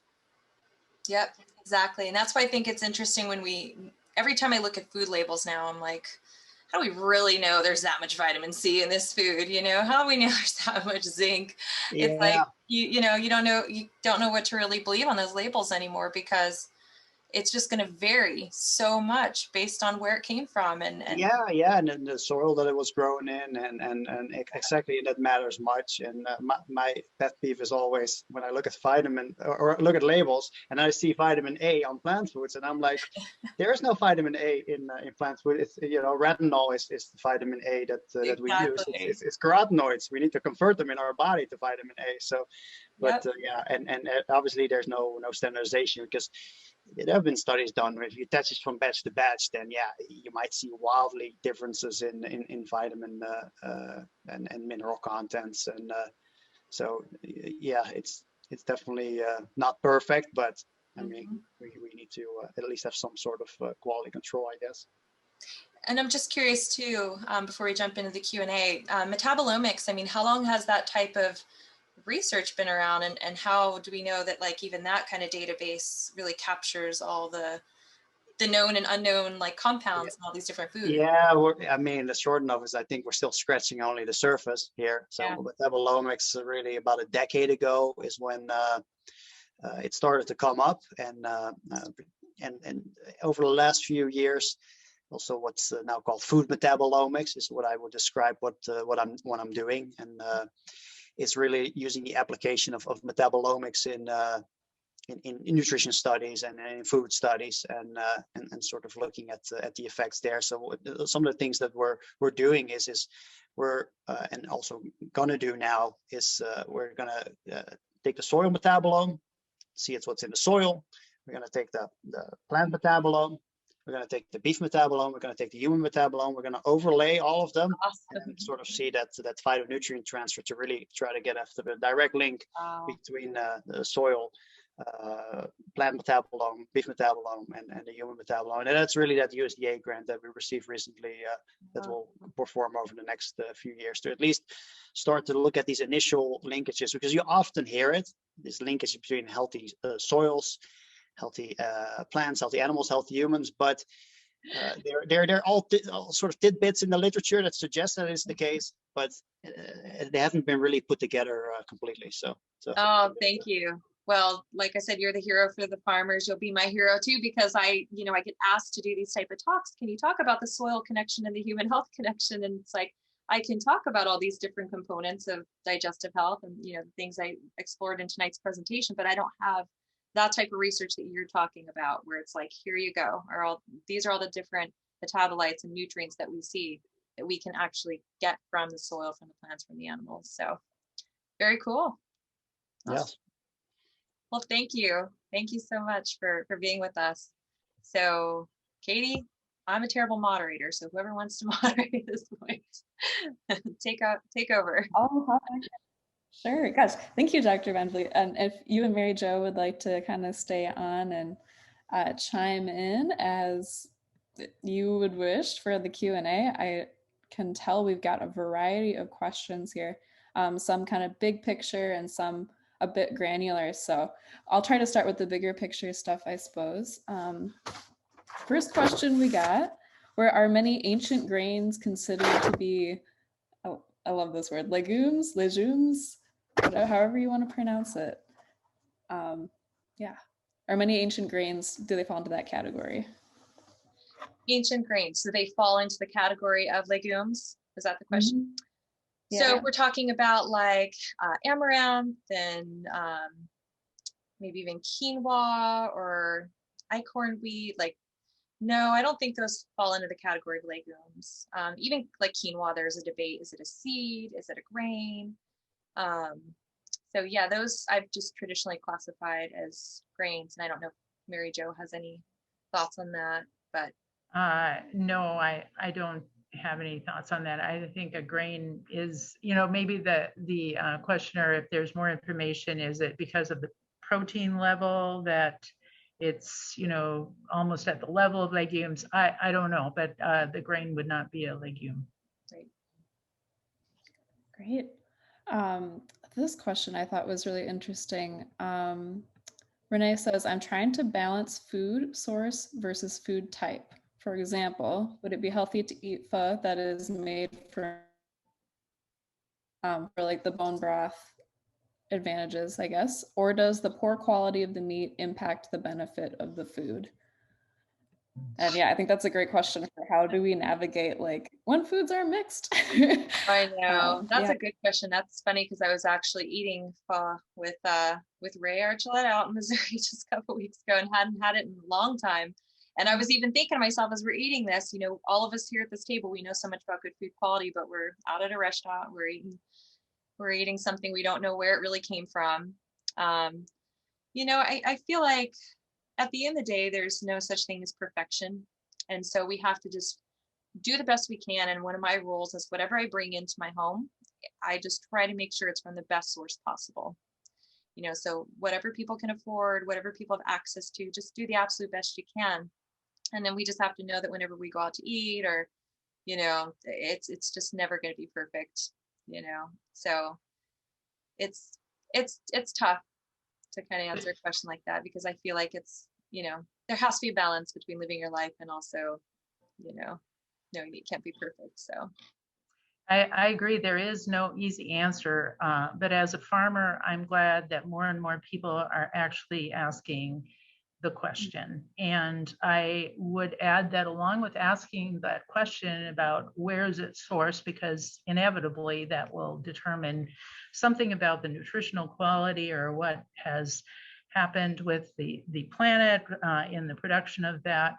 But I would hope that people would in some way relinquish the sole title of consumer of food and participate in some way, whether it's knowing a producer or maybe it's growing a tomato in a pot, or relinquish the role of single solitary consumer and get involved in some way. You don't have to grow your own food, but maybe it's that exploratory visit to the farmer's market to talk to somebody who did, whatever it is, be participants in our food system because we need you. thank you for saying that. Yeah, that's an important reminder for me too. I do often tell my patients, when you go to the restaurants, voice your concerns and let them, ask questions about sourcing. You don't have to be an interrogator about it, but ask them, hey, where do you source your meat from? Where do you know where you source these vegetables from? I see, unfortunately, a lot of farm to table restaurants that, they give themselves this label of farm to table. And then when I really ask questions about sourcing, it's beef coming from a huge industrial operation. Right. And I see that a lot. Unfortunately, it's kind of like this greenwashing of the farm to table movement that's happening. So really understanding like, hey, did this come from a local farm? And like what Mary Jo said, helping to even make those connections from the restaurant to the producers is important. All right. Another one from Blake. Are you saying that this was towards the very beginning of your presentation, are you saying that in most cases, nutrients from animal protein are easier to absorb by our bodies than that of vegetables? Generally speaking, yes, it just kind of depends on the nutrients. Typically what we find within plant foods, especially if we're talking about minerals, there's phytates, phytic acid. We also have lectins. There's these what we call anti-nutrients that are just natural compounds within plant foods that bind to different minerals. And sometimes they also have a negative impact on the gut and even creating more leaky gut. So those, that makes it difficult to absorb some of those nutrients from the plant foods. And with animal foods, you don't really have that issue. You don't have those anti-nutrient compounds. So it does make those nutrients more bioavailable. So generally speaking, I'm trying to think off the top of my head if there's, certain nutrients that are more bioavailable from plant foods versus animal foods, and maybe Mary Jo knows. But there's certain nutrients, of course, that you're going to get in greater quantities from plant food. I think of vitamin C and magnesium, potassium. You're going to get very small amounts of that from any kind of animal-based foods. Jill says, I've been drinking organic milk for years. So now do I need to be sure that it says grass-fed on the carton? Good question. Yeah, because they can be organic from an industrial operation, right? Where they're not 100% grass-fed. Yeah. To be labeled organic according to USDA standards, the animal only needs to have 30% of its diet come from pasture. And what there's definitely now the case is that there are many quote unquote organic dairy operations which feed thousands of cows organic grain and more like dried grass pellets in operations that you would more think of as a feedlot rather than on a green pasture. So yes, if you're buying organic milk, then you're not likely getting grass-fed milk unless it's specifically stated on the label. Yeah. All right, can you direct me towards some peer-reviewed studies to share with my students, or even, oh, it moved, oh no, or even steer me in the right direction for where to look? This person is looking for some solid ties between nutrient density and soil health. Nutrient density and soil health just in general, or a specific topic, because there's a lot of great research I can send. And again, I think it's more like we need the type of research that Dr. Van Vliet's talking about, where we're actually seeing that connection between how the soil is, this nutrient transfer that happens from the soil to the plant, to the animal, to the human. But there's, it just depends specifically on what they're looking for. There's a few great papers I found recently just talking about the connection between soil health and the microbiome, for example. But nutrient density specifically, that's tough. I don't think there is a lot of research right now. And Dr. Van Vliet, I don't know. Yeah, there's one paper that comes to mind, if that which we sort of looked at in terms of grass-fed beef. If there's more, if the soil is richer in minerals, you tend to see a higher amount of vitamins or a higher amount of minerals appearing in grass-fed beef. So that has been studied about two to threefold higher, but that's the only study that I'm aware of that made a direct connection between soil health and nutrient density in terms of animal foods. Kent asks, Sarah, could you please touch on supplements such as vitamins in relation to food source nutrients? Yeah, good question. So one of the questions I always get is, do you use supplements in your practice? And I do. And I kind of, make that analogy of just like there's farmers, in a transition process, if they're in the transition process from conventional practices and trying to move towards regenerative practices, they might still be relying on some inputs, right? Till they get to a healthy, sort of stable place. And even then, I've heard of regenerative farmers that still use a little bit of glyphosate from time to time. And, so I think of supplements in the same way, and they're never, ever meant to out-supplement, a bad diet. So I always tell my patients, if you're not willing to change your diet, the supplements are going to have pretty minimal effect in the end. It's a synergy of everything working together that really matters. So I utilize supplements, especially based on the micronutrient testing that I do, and I can actually have some solid testing to look at to guide me in supplementation. I really don't like guesswork. And unfortunately, it does happen a lot in my field where practitioners will sort of say, oh, well, based on this condition and these symptoms, let's take these supplements. And sometimes that helps, but I try to look at the whole picture as much as possible, have some testing, look at their symptoms, and assess things that way, look at where their diet probably was pretty deficient in some things, throughout their life. So it takes a while sometimes to correct nutritional deficiencies too, especially depending on one's absorption. So yeah, I definitely use supplements, and it just depends. Vitamins and minerals are what I tend to use, but also herbal supplements, things that can help with adrenal support or thyroid support. But at the end of the day, I always tell everyone I want you to get the majority of your nutrition from your food. I just want to point out our education coordinator between SFA and the Dairy Grazing Apprenticeship added a comment about Organic Valley. There are some dairy co-ops such as Organic Valley that require more pasture intake than traditional USDA standards. This co-op is also owned by family farmers that make the milk and not by a large company. So that's some good nuance to that. Thank you, Angie. Yeah, I've heard that same thing when I've asked the farming community, and it seems like Organic Valley is very well respected. Absolutely. I think their cartons even state 100% grass-fed milk, if I recall it correctly, or they specifically have it on there. So. Yeah, I think it's 100%. They call it grass milk. Yeah, or grass milk. Yeah, I think it's stated on there. Yeah. Yeah. That's a good point. My question is, there Is there much of a nutritional difference between a grass-finished beef liver and a pastured pork liver, assuming the pork is supplemented with some grain which is non-GMO and grown in healthy soils? Oh, this is the Gabe Brown question, right? I saw that one in there. Yeah. You know what? Dr. Van Vliet actually knows more about this than I do. I can answer that if you like. So there are nutritional differences between pork and beef liver. Pork tends to be higher in zinc, iron, vitamin C, while beef is higher in vitamin A, retinol, B12, and phosphorus. Specifically, also pastured pork can also reach a 1-to-1 ratio of omega-6 to omega-3s, similar to beef.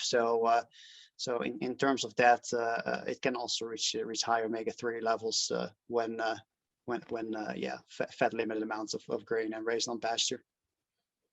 I have a quick question. Is it true that pork does seem to be higher in oleic acid, the omega-9 fat? I don't know if you've seen literature on that. Yeah, I think it's mostly related probably to what the animal was consuming, but I'm not 100% sure how that would be impacted when raised on pasture. Okay. Dr. Van Vliet, I wonder, have you seen any studies about comparing grass-fed beef liver with conventional beef liver? Yeah, there have been studies done on that, and a really large difference, especially in the omega-3 contents. So generally, we don't consider muscle meat as a very rich source of DHA, the omega-3 fatty acids, although it does contribute to it. But if you, for instance, compare grass-fed versus grain-fed liver, it might have a 10-fold higher DHA content, which is the omega-3 fatty acid, and it is actually around 100 milligrams per 100 grams. So that is really starting to get to not quite as high as fatty fish yet, but it's substantial amounts. And so there's a real large difference there, and also in terms of antioxidant components. So I hope our Department of Agriculture is listening, and our processors who have been treating liver as if it were kind of a discard meat, and let's bring it back into the big value product that it is, all the way through the regulatory system. I agree. It's one of the most nutrient dense parts, and it's a shame we don't value the organs more like we used to. Mm-hmm. Thank you. Callie is wondering, since the high red meat consumption was helping omega-3 levels, I assume in one of the case studies, how does this affect cholesterol levels and overall cardiovascular disease risk? That's a really important question, because we do see that higher omega-3 levels tend to correlate with lower triglycerides, which are free fatty acids in the bloodstream, and just a healthier balance of that HDL to LDL ratio. In that particular patient, if I recall, we did test her cholesterol. She did still have some cholesterol imbalances. And, of course, it's the omega-3s can have an impact, but I would say the greatest impact I've seen with shifting cholesterol is increasing, lowering the carbohydrates and increasing fats by far. And then I look at nutrient deficiencies next, and zinc and manganese are very important for actually raising HDL. So those tend to be the more powerful game changers with shifting cholesterol. The omega-3s to some degree, but not as much those other factors. Thank you. Can flax oil substitute for fish oil for vegans? Yes, that's a really good question. And no, it cannot. So flax oil is high in alpha-linolenic acid. Okay, so ALA. And that is not the same type of omega-3 fats that you find in fish or animal fats. So, fish in particular is very high in EPA and DHA. And so those are, DPA is another fat actually that doesn't get a lot of recognition, but those are the key players when it comes to inflammation, heart health, brain health. And most humans have very, very poor conversion of that ALA that's in flax and turning that into EPA and DHA that the body needs. Now, if I have a vegan or plant-based patient who is just not willing at all to take even fish oil, the only other option is algae oil, and it is very expensive. So that's like the only way you can really get that EPA and DHA. And the algae oil is particularly high in DHA, but it's, I think of the industrial process it takes, to extract that type of oil from the algae, and I don't know. But yeah, and so yeah, no, gotta have the fish. Yeah, the conversion is only in many people it's less than 5%, and actually closer to 1%. So it's not feasible. Yeah. Lynn is wondering, what is the nutritional distinction between polyculture grass-fed pork and polyculture grass-fed beef? Polyculture grass-fed pork and polyculture grass-fed beef? I don't know. I'm not an expert on that. And polyculture is a pretty generic term. And, a polyculture, the original polyculture here in the Midwest would be the tall grass prairie. And I don't think that there's many studies, and correct me if I'm wrong, panelists, about the nutritional differences between that polyculture and animals who have been carefully rotationally grazed through a tall grass prairie and their nutritional content, as opposed to monocultures. There again, a term, you could have corn or wheat or whatever the monoculture is. So we're talking about differences, in my estimation, that are unknown at this point. And the comparison between a single stomached animal, a pig, and a ruminant is also a difficult one to make, I would say, on pasture. So yeah, I don't know. To my knowledge, there haven't been any direct comparisons of pastured pork and pastured beef, at least not in terms of any expanded phytochemical pools or things like that. But to Mary Jo's point, I think there would be differences, I would imagine, just because of the nature of the animal, monogastric versus ruminant. You mentioned venison as a good option for meat. Has there been any testing around pesticides in their meat since they are eating the corn or soybean? That's a good question, and I would like to know that myself. So I don't know if any of the other panelists know the answer to that, because I know I've seen what some of the deer can eat around here, so I don't know. It's a question that I've asked myself a lot and didn't have any research that came in until just last week. And so hunters 2 years ago were invited to send in their spleens for analysis of neonicotinoids.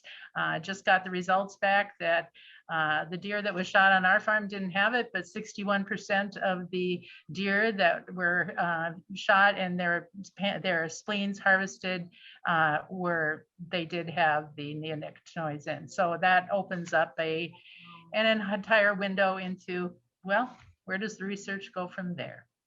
Was that something that they're getting published? Or was that published? I am not sure about that. It took about 2 years to get the results. It was through the COVID pandemic era. And we need more of that research. I think there was a statement that, well, it's no concern for public health. But I think in spite of that statement, people are saying, I wonder about, my spleen or someone else's spleen, because we are connected. It's back to that original point, is we've got to figure out what our connections always have been, because somehow humans have sort of moved out of that being a part of the ecology. It's only us who even pretended that we ever weren't. So there's some interesting ways back that we have to get to. I think of the whole journey of fats and how cholesterol and polyunsaturated fats and using corn oil with what is the omega-6 to omega-3 fatty acid ratio of corn oil, like 52:1. And so we were force feeding people who had hyperlipidemia with corn oil, and, nobody had heard of omega-3s, and trans fats were a good way to, cheapen food. And so, yeah, we've gone down the long way down several rabbit holes, but I hope that we're on to relating back to the soil, the planet, and our human health as being connected to it. Yeah, no, that's a very important point. And very interesting data. I never heard of any data on that too. So, but clearly, because it's not published, there's some work on beef, and it does show that indeed low pesticide residue, but because the animal just provides an additional barrier. But I agree, there is concern to probably want to err on the safe side. It's also with microdosing that over a lifetime. And Sarah probably has more experience with this in her practice. But yeah, probably not ideal. I'm going to write myself a note because I'm actually going to reach out to a friend at HRI Labs who does a lot of third-party testing of glyphosate and see if he's seen any data on that too. I had a hunter friend just drop off some medicine for me, so like maybe I'll send in a sample. No, yeah, it'll be very interesting to see. What would you recommend farmers do, like if they want to improve the nutritional profile or check how their practices are doing? Are there labs that they can send samples to, or what would you recommend that they do if they want to check like what their omega-3 to omega-6 or their whole nutrient content is of their product? You know what, that's, Stephan, you might know with working with Scott Kronberg, right? And a lot of the tests, because I know the human testing part, but for animals. Yeah, there are definitely food labs that do those kinds of tests, and they're all over the US that do a more generic like omega-3 to omega-6 ratio or some vitamins and minerals. If you go deeper than that, looking at like phytochemicals, there's not really a standardized lab test for that at the moment, but certainly for the vitamins and minerals and protein and omega-3 fatty acids there is.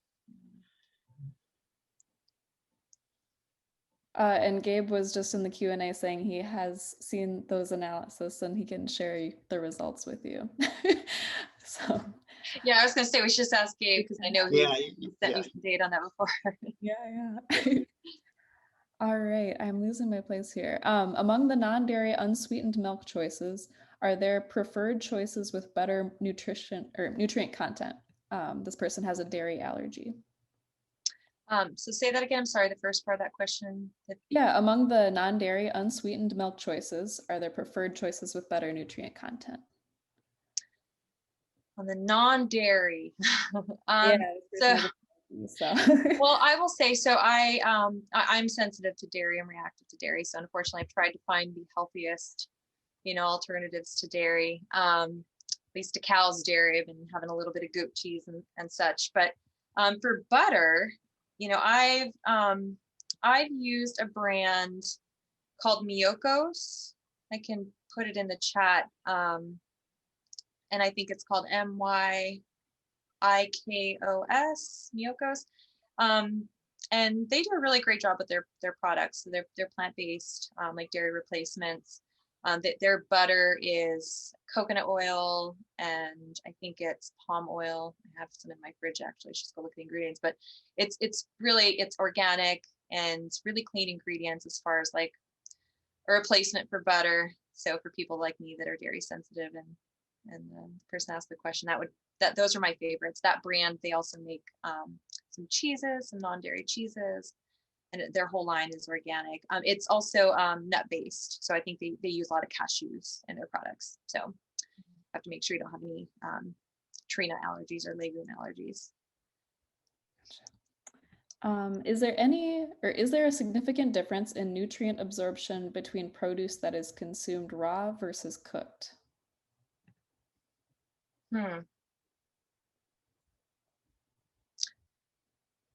I think that, cooking for some vegetables may destroy some nutrients, may make others more available. Other panelists, what do you think? I thought the question was for dairy specifically. Maybe I was still thinking of the other Oh, question. dairy? Oh, no. Okay. I was like, that's a really interesting question.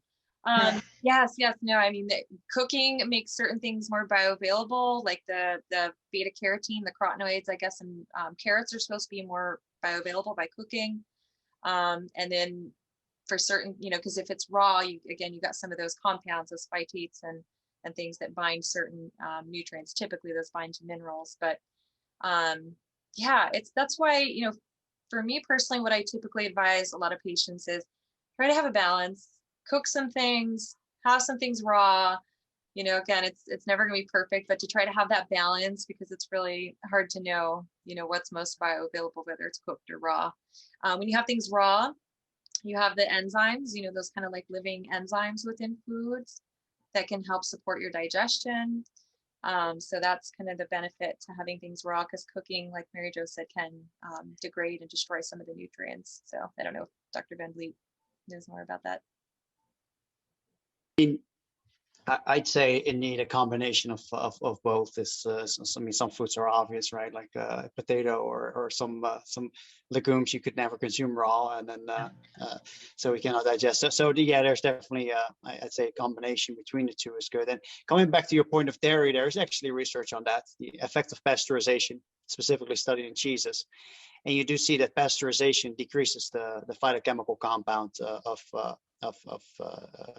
raw versus pasteurized cheese made from raw versus pasteurized dairy. So there is some work on that, and also in meat you do see a slight reduction in the polyphenol content too when you cook it. But obviously there are many benefits to cooking your meat. I would not suggest you consume it raw, because the digestion absorption is much more reduced. So unless you're like me and you just kind of like everything super rare. That's true. Yeah, no, that's definitely. Or if you need to ingest the your raw liver pills. So. Beef tartare, beef tartare. Beef tartare, yeah, no, it's definitely. All right. This person has a friend with Crohn's disease, and they're interested in utilizing diet to manage symptoms. Any suggestions, insights, or resources that you might share?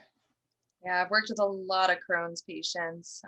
Just pretty much any digestive issue you can think of, I've seen it, sadly. And it's Crohn's is an autoimmune condition within the gut.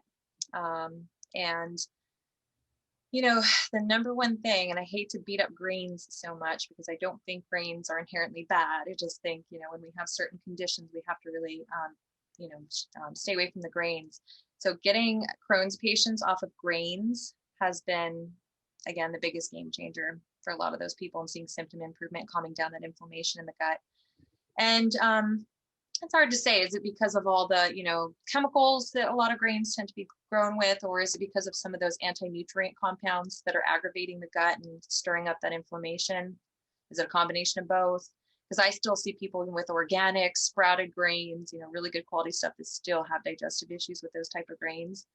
But it's a very complex process, so it's kind of hard to explain that within just a few minutes, because it involves a lot of other things too, working on supporting what's called like the vagus nerve that activates your parasympathetic or your rest or relaxation system.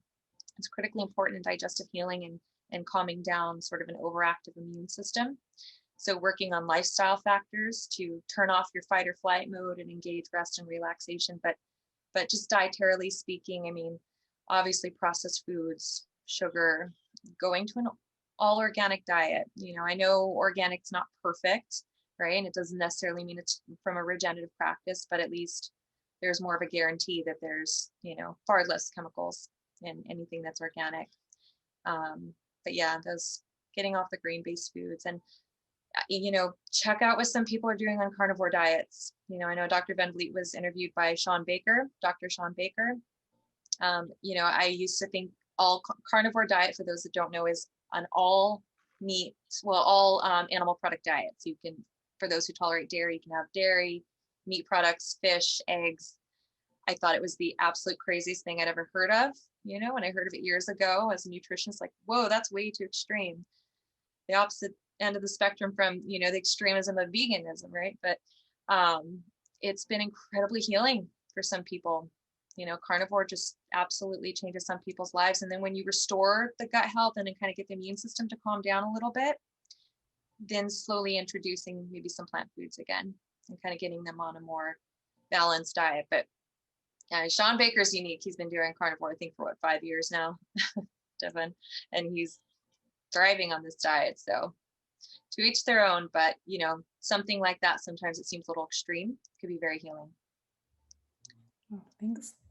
Are powdered fruits and greens products a good substitute or comparable to fresh fruits and vegetables? I get that question a lot, especially people looking also for protein powders too. You know, I mean, if people are just like in a pinch and they really just can't get access to fresh foods, I would say, okay, those could be helpful. But no, you're not, you know, as we know with the processing of these foods, it's just another processed food. So with the processing of these foods, you know, taking away from its whole food form, not getting all those enzymes, we don't know what it does to the phytonutrient content, right? So no, I'm not a big fan of those generally. I'm not, you know, while I use supplements and I take some supplements and I, you know, use them with my clients, I don't like to take a lot of supplements. You know, I don't like this idea that we have to take these things and these powders. I want everything to come through food as much as possible. But unfortunately, we don't live in a perfect world with a perfect food system and perfect soil. But yeah, not a big fan of those. So one of the case studies, this person was pre-diabetes. And so can you repeat what vitamins or minerals that are missing for diabetes and what do you suggest to eat? Yeah, absolutely. So the key things for diabetes, well, chromium is the first thing I look for. That's where the micronutrient test is really, really helpful. But chromium is you know, just a trace mineral. Really hard to get that from the diet, unfortunately. You know, I think organ meats are a little bit of a good source. Brewer's yeast, but you know, that's something people don't commonly eat, like nutritional yeast. Sometimes that can cause some issues within the microbiome because a lot of people are dealing with fungal overgrowth in the gut. Chromium, you know, I used to hear that broccoli was a good source, but again, who knows anymore? It's only as nutrient dense in that mineral as the soil is. So chromium is one of the key ones, but zinc, extremely important for diabetics. So obviously beef, organ meat, like I talked about in the presentation. You know, whoever asked that question, you're welcome to email me. I can give you a nice little slide just about diabetes. It talks about those key nutrients, but you know, magnesium, B12, there's so many, but those are the key ones. Gotcha. Well, I see now that we are just 1 minute before 9 here, and I'm so sorry we couldn't get through all these questions. People had a lot of good ones. Are they able to reach out to you if they still have questions to ask after Absolutely. Yeah, absolutely. Reach out. Excellent. I think Jared put your email in the chat from your presentation. Maybe he can do that one, or I can copy paste it too. Yeah, gosh, thank you all I'm so glad we had a group of 3 here to field just the variety of questions on this really rich topic. Any parting thoughts from Sara, Mary Jo, Dr. Van Vliet? Remember, we're all connected and participate in your food system. Keep your water clean. Yes, just thank you, you know, to all farmers, ranchers, producers. I'm deeply grateful every day, you know, and I said in that slide at the very beginning of my presentation, I truly view you as the healers of this planet. And so Mary Jo and everybody, thank you for all you do for us. Yeah, I second that. Thanks so much for all of the farmers and all that you do for us. And someone put my work nicely the other day and said that I'm basically verifying the common sense of the farmer. So if that's my job, I'm glad to do so. Keep on doing that. Thank you. Thank you, everybody. Thank you so much. Yeah.